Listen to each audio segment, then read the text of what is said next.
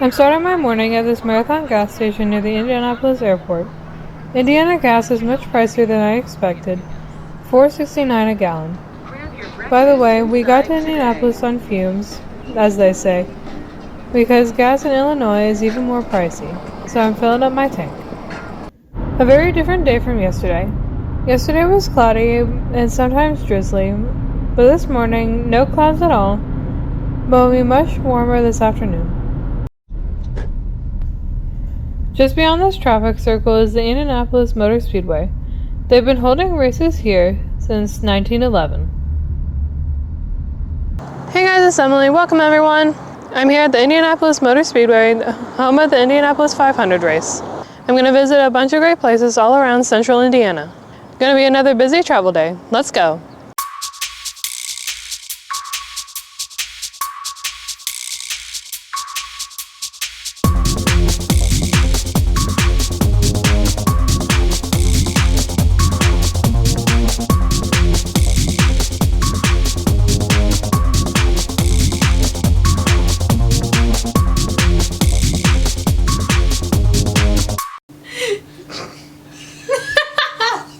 Actually, Indianapolis Motor Speedway is located in a suburb of Speedway, Indiana.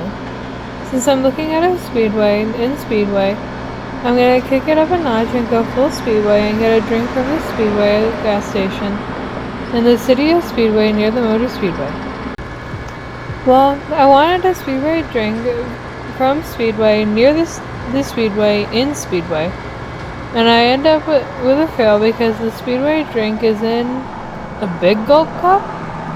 Full Speedway. Fail. As we watched these deer running in a field, I found out 7-Eleven bought Speedway about a year ago. So that explains the big gulp cup. So full Speedway was a success after all, I guess.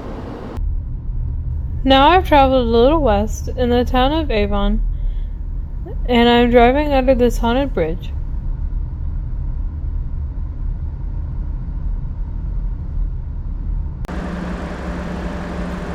The bridge is a railroad crossing that goes above two roads and a creek. The legend is a mother was walking with her sick baby along the tracks, and the baby slipped out of her arms and fell into the river, and the mother died going after the baby. Some believe they hear the mother screaming when you drive under the bridge. So to ward off the ghosts, superstitious drivers honk their horn as they drive under. Others think that there are screams as the train goes across the bridge. They are from a ghost of a construction worker that fell into the wet concrete during construction. 3 workers did lose their lives during construction of this bridge. The bridge opened in 1907. Driving under this bridge is on a local magazine's list of 50 things every Hoosier must do. Now I'm on Interstate 465, the thoroughfare that goes around Indianapolis.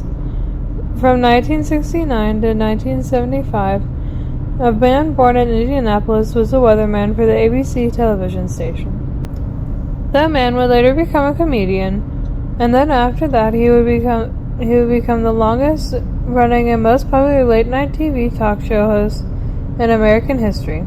In 2000, this man would require quintuple bypass surgery on his heart. After he recovered from heart surgery and returned to hosting, he made a joke, or perhaps lobbied, for naming the Interstate 465 the David Letterman Bypass. Now in Carmel, Indiana, at a walk and bike greenway that stretches as far south as downtown Indianapolis. It also continues on to the northern suburbs, but what I'm here to see is over here, toward this office park. And on the right, there's this large marker for the famous pirate cat. The sweet cat lived at the Greenway stop until he died in 2020. This says Pirate Cat posed for pictures and encouraged bikers, runners, and walkers, and he will be remembered with an abundance of love.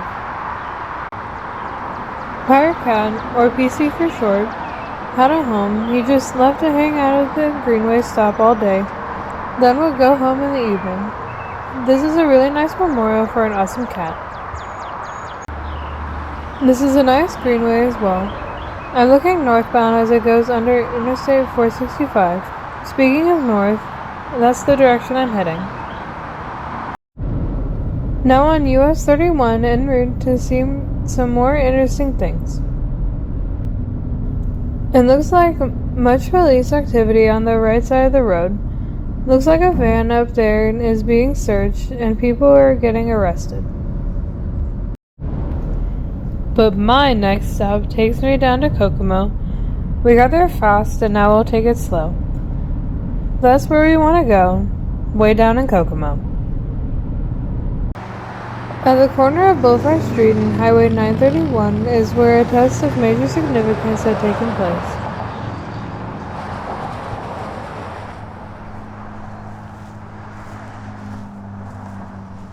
This marker notes the first test run of Haynes' horseless carriage.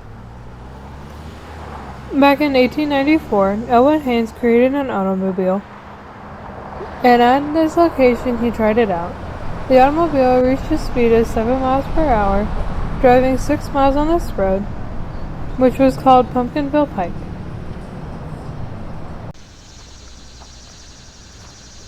I took a horseless carriage to Foster Park.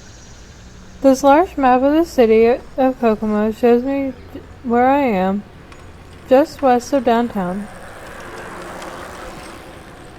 Specifically, I'm here to see this giant white whale.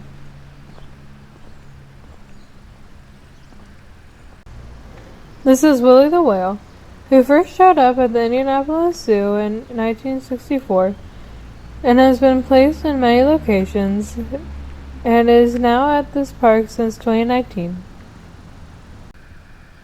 Inside Willie the whale's mouth are a number of pictures behind a plexiglass wall showing where Willie has been.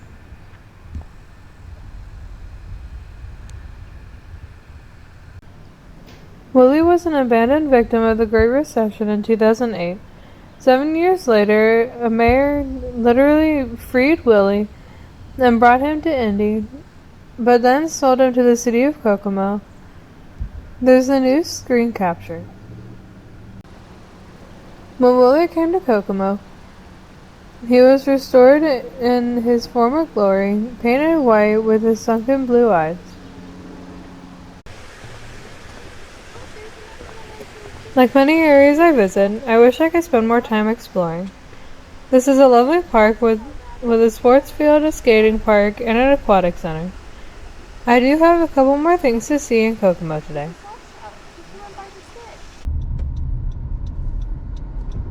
Kokomo has a beautiful downtown area. I'm driving around the downtown square real quick. I have a few things to see near downtown.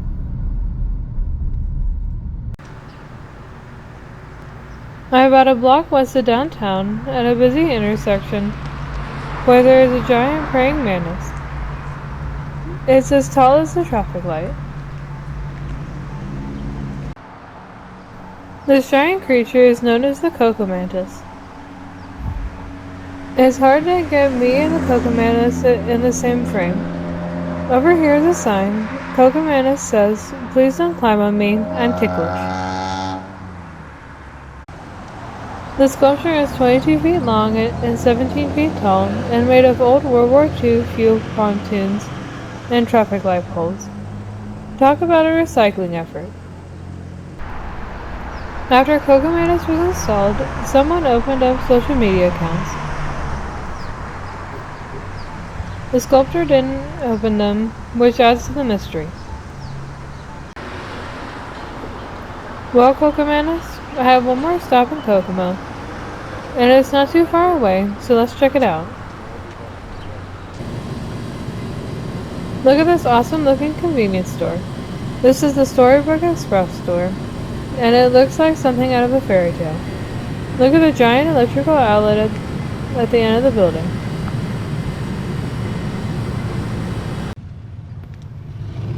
Also this crazy looking wall here. I think this is made from materials from old school buildings, which is why the wall doesn't look uniform. Look at the fake chimney. The exterior looks pretty wacky. There's also this bronze statue in front of the store. Here's a marker. The statue is called Manitoua, which means spirit in the Miami Native American nation. This sculpture was created in 2009 by members of the Kokomo Art Association. Looking at the building, today's SAT word should be eclectic. The interior is not decorated, so I didn't go in. I'm just showing the exterior. Now on to my next stop in a different city. I'm in the city of Swayzee, Indiana. I'm parked at the elementary school. There's a small park between the school and the main road.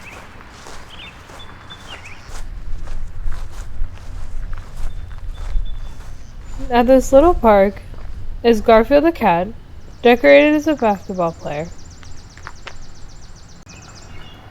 You'll see many Garfield statues on this video. Garfield's cartoonist creator Jim Davis is from nearby Muncie.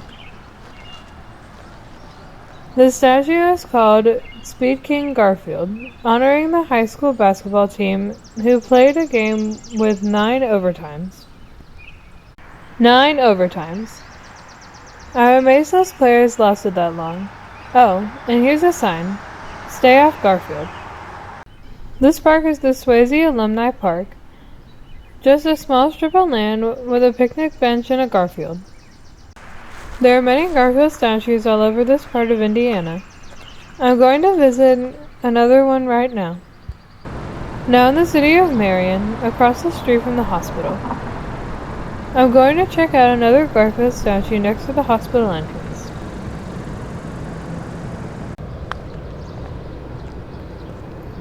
Looks like Garfield's ready to visit some patients.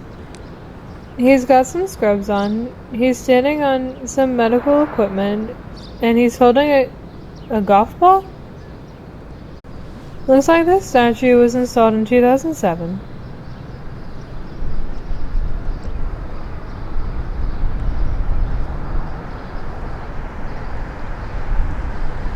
Zooming in, he's actually holding a stethoscope. Also, he's got shoe covers on, and look at the gauze all over the place. Garfield's a pretty cool cat. I do love these statues and can't wait to see more. Anyway, let's go see some more fun roadside attractions. I'm still in Marion. This is the downtown area in this direction. I'm heading over here, and you'll see I'm at the James Dean Birthplace Memorial.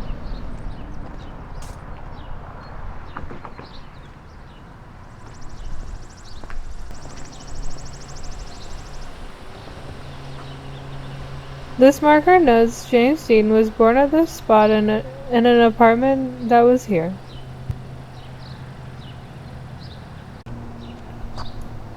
Another large black granite marker here. James Byron Dean, born on this site, February 8th, 1931. The granite slab has an engraving of James Dean as an adult, and below him as a baby, and the apartment where he was born. Down here, someone has left a yellow rose. I think that's a key. That's an impressive granite slab. This part of Indiana is proud of its connection to James Dean.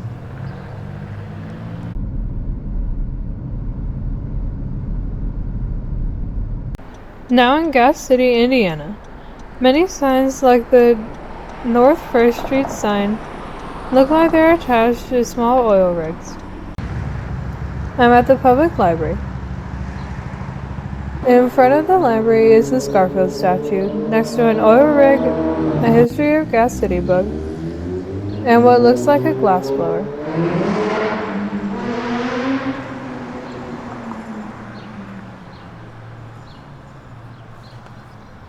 This marker says this is Glassblower Garfield, and honors the natural gas boom and the glass industry of Gas City.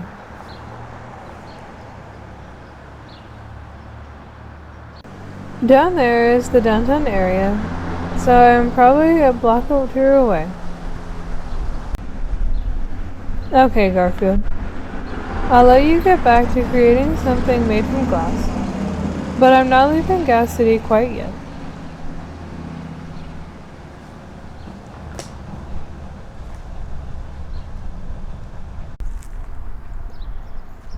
There's a better look at these oil rig poles.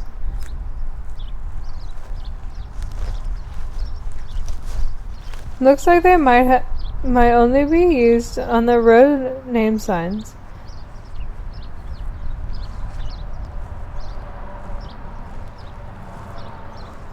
Now swinging around, the stop sign is on a regular pole, but there's another Garfield statue over there.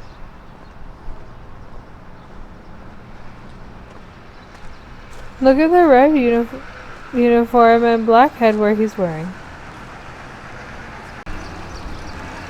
This is called British Garfield, celebrating all things British, including the great fish and chips at Payne's restaurant, where the statue is located.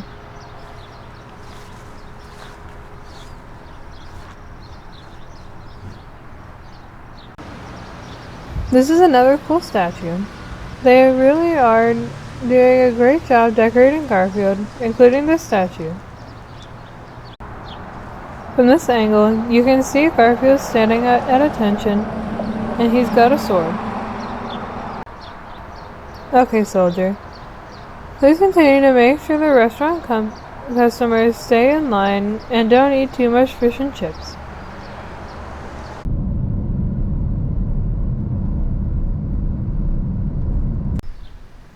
Now in the town of Fairmount, and I'm in front of the Historical Museum. You'll see a lot of James Dean tributes in this town. We have another Garfield statue dressed up as James Dean.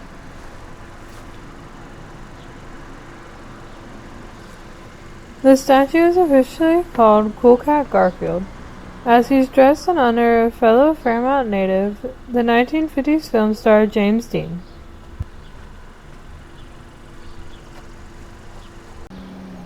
This museum is open 6 days a week. I didn't have time to visit, but if you're a fan of James Dean, this would definitely be worth a visit. Next to the museum is the J.W. Patterson House.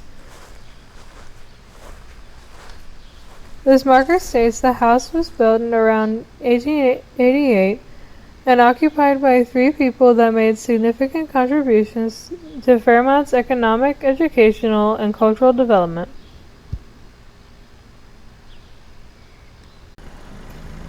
Later, Cool Cat Garfield.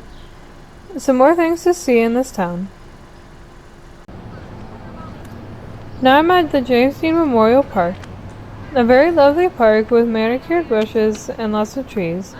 In front of me is this memorial concrete post for James Dean, complete with a bronze bust of his head atop the post. Looks like how James Dean looked in the movies. There's a marker here. It reads, "This is not a monument to a rebel." James Dean was an American original who, in the 5 years since high school, he rose to the pinnacle of motion picture stardom.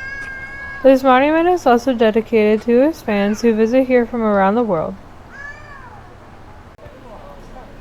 On September 30th, 1955, James Dean was just 24 years old when he died in a car crash in Carmel, California. The funeral was held 9 days after here in Fairmount. He was laid to rest a mile south of here at Park Cemetery. And here's the cemetery. The sign said that the second road on the right, and then proceed to the top of the hill.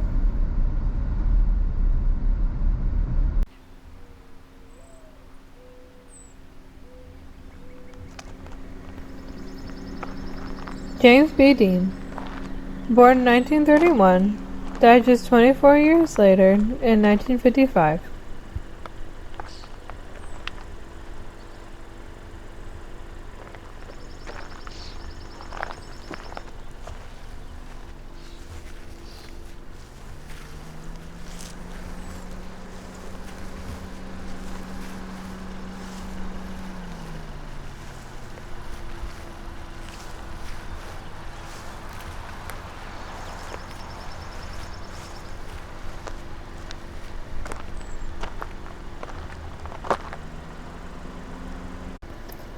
Note the pennies on his gravestone.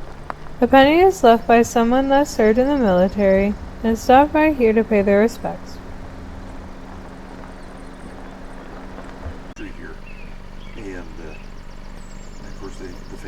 People have also signed this rock near the gravesite. And they take this back home. But then for his birthday, which I think is in October.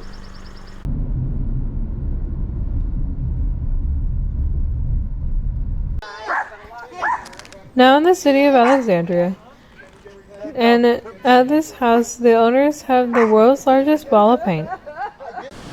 And today, I'll add layer number 27,951 to this gigantic ball of paint, which started as a baseball.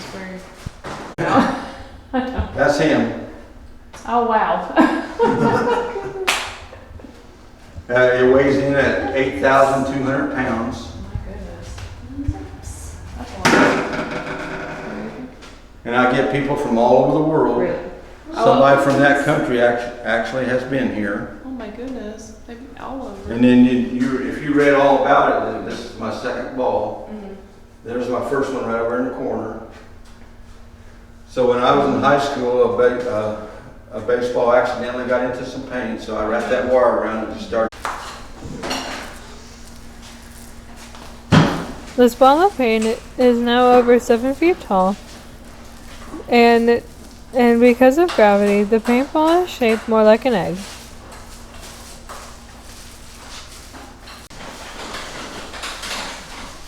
So what brings you to Indiana?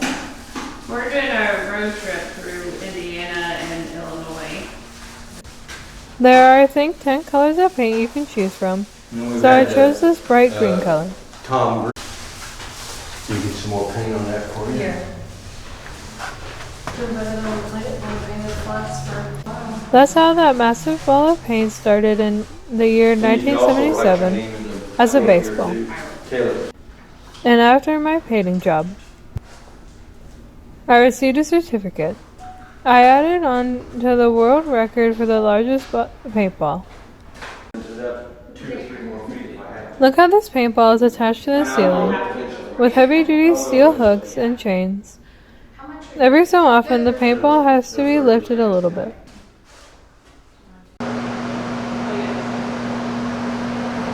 After I finish painting, they turn on this heavy-duty fan, which will dry the paintball in under 10 minutes.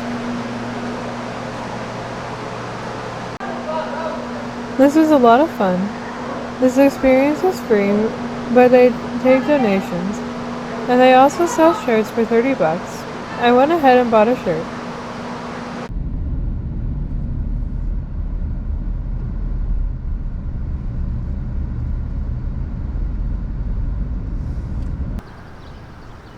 Now in Muncie, most commonly known as the location for Ball State University. There are 22,000 students that attend this university. I don't plan to attend this university, but there are a few things I want to see here. Over there is the Student Center building. Most buildings in this university are red brick.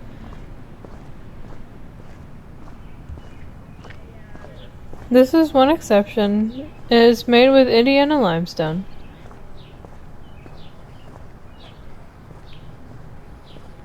This marker says the Ball brothers gave land, money, and this building to the state in 1918, which became a college a few years later. The college became a university in 1965 and added additional fields of study, became a leader in disability education and campus accessibility, and uses geothermal energy. I'm headed toward the Schaefer Tower, which will be in the median of this road. The tower is a crown jewel of this university.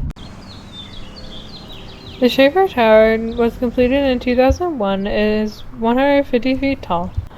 The tower also has 48 bells, which can play 4 octaves.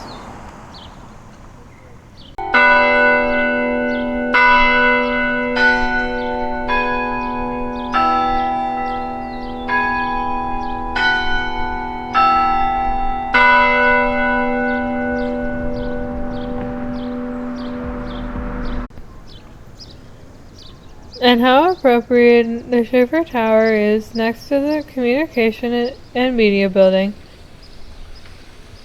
which is named for David Letterman. The tower in Schaefer is not spelled the same as Letterman's sidekick Paul Schaefer, but is close enough for me. David Letterman is considered the most prominent alumni from Ball State. So cool, he has a building named for him. This building was completed in 2007, and Letterman attended the dedication ceremony. The building also has state-of-the-art radio and television studios.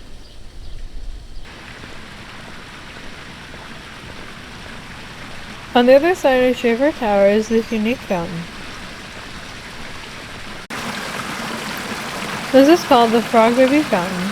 Around the perimeter of the fountain are numerous frog fountains, and the center of the fountain is the Frog Baby, a small girl holding a frog in each hand.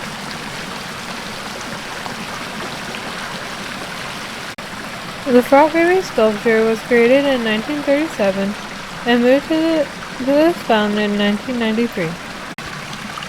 The fountain is dedicated to the memory of Alexander M. Bracken.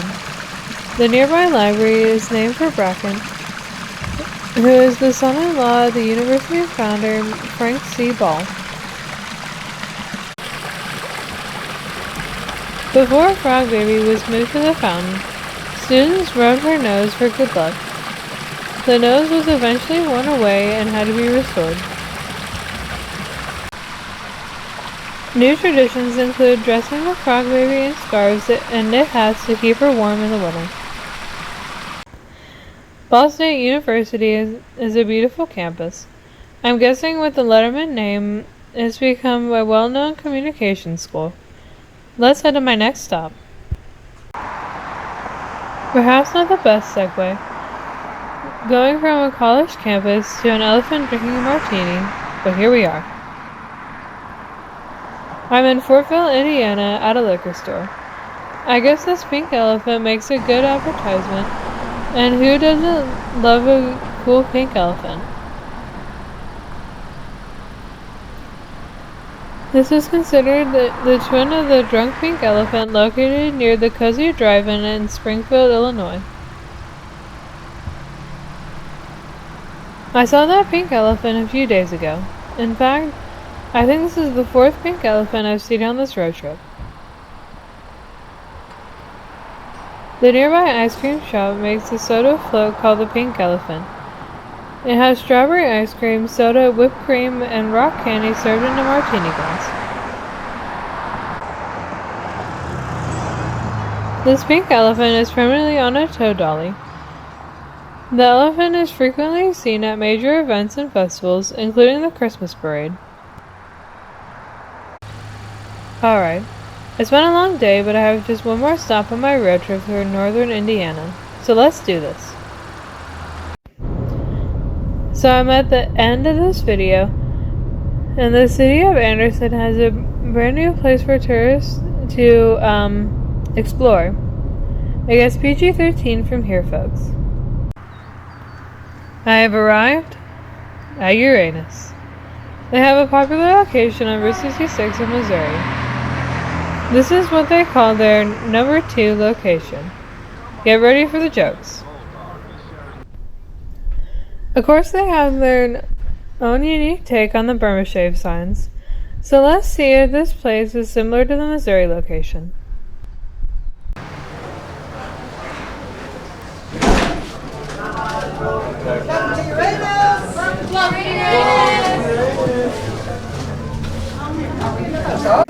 There's the mayor of Uranus, handsome yet humble.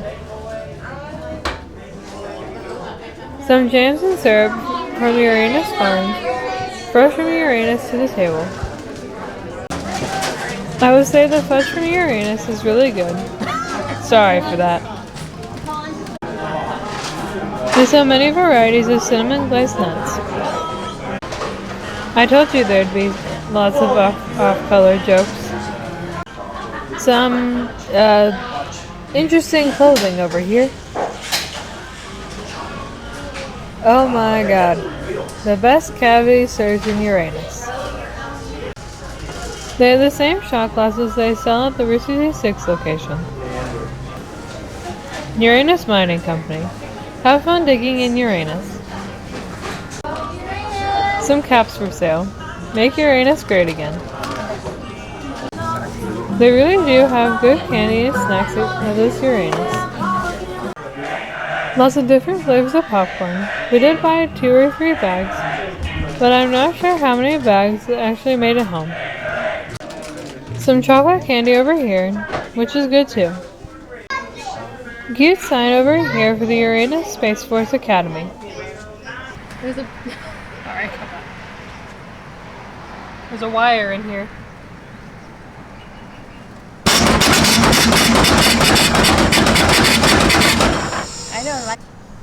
There's Tiffany at the kissing booth. Pucker up in Uranus. There's Tiffany in a Viking outfit. I think they'll be building a mini golf behind this building soon. And over here, I saw this sign at the Missouri location. Uranus is expanding here. And that's it. The next morning on my way home, I decided to take the more easterly I-75 home. About an hour south of Lexington, Kentucky, is a relatively new Buc-ee's. I had a nice breakfast there. The people were so friendly, and I got this cool t-shirt. Traffic that morning was not bad either. Well, until I got to Knoxville. This concludes my early July 2022 road trips video series. But I'll definitely have more next time. Thank you so much for watching. Bye!